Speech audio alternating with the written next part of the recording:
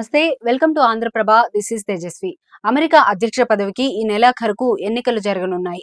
Democratic party అభ్యర్థిగా ప్రస్తుత అధ్యక్షుడు జో బైడెన్, రిపబ్లికన్ పార్టీ అభ్యర్థిగా డొనాల్డ్ ట్రంప్ పోటీ పడుతున్నారు. ఇప్పటికే ఇద్దరి మధ్య ఓ దఫా ముఖాముఖి చర్చ జరిగింది. ఈ చర్చలో ట్రంపే పైచేయి సాధిస్తుందని పరిశీలనకు భావిస్తున్నారు.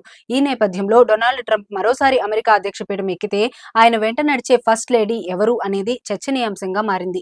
అమెరికా అధ్యక్షుడిగా మరోమారు డొనాల్డ్ ట్రంప్ ఎన్నికైన పక్షంలో ఫస్ట్ లేడీ పనులను ఎవరు నిర్వర్తించనున్నారనేది అమెరికా వ్యాప్తంగా చర్చ జోరుగా సాగుతుంది.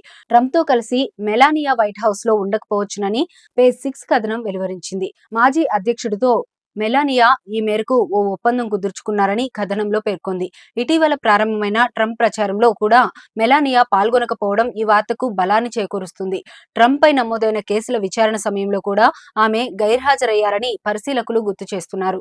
ట్రంప్ తిరిగి అధ్యక్షుడిగా ఎన్నికైతే ఫస్ట్ లేడీగా సంప్రదాయ విధులను నిర్వర్తించకుండా ఉండాలని కోరుకుంటున్నట్లు పేజ్ 6 తన కథనంలో వెల్లడించింది. ఈ ఏడాది చివరిలో ఈమె కుమారుడు బ్యారన్ న్యూయార్క్ విశ్వవిద్యాలయంలో విద్యాభ్యాసానికి చేరుతున్నందున ఆయన విద్యకు సంబంధించిన పనులు చూసేందుకు మెలానియా మొగ్గు చూపుతున్నట్లు తెలుస్తుంది. 18 ఏళ్ల వయసున్న బ్యారన్ కు యుక్త వయసులో తలెత్తే భావోద్వేగాలను పంచుకోవడానికే ఆమె ఫస్ట్ లేడీ హోదాను వదులుకోవాలని, సాధారణ తల్లిలా ఆమె ఉండాలని యోచిస్తున్నట్లు సమాచారం. 2017లో కూడా బ్యారన్ విద్యాభ్యాసం కారణంగా కొడుకుతో కలిసి వైట్ హౌస్ లోకి వెళ్లేందుకు మెలానియా 5 నెలల పాటు వేచి ఉన్నట్లు పరిశీలకులు చెబుతున్నారు. శృంగార తార స్మార్టీ డేనియాల్లో వివాదం కేసులో తాను దోషిగా తేలడంతో మెలానియాకు మింగుడు పట్టం లేదని, అందుకే ఆమె వైట్ హౌస్ కు రాదేమో అని గతంలో ట్రంప్ వ్యాఖ్యానించారు.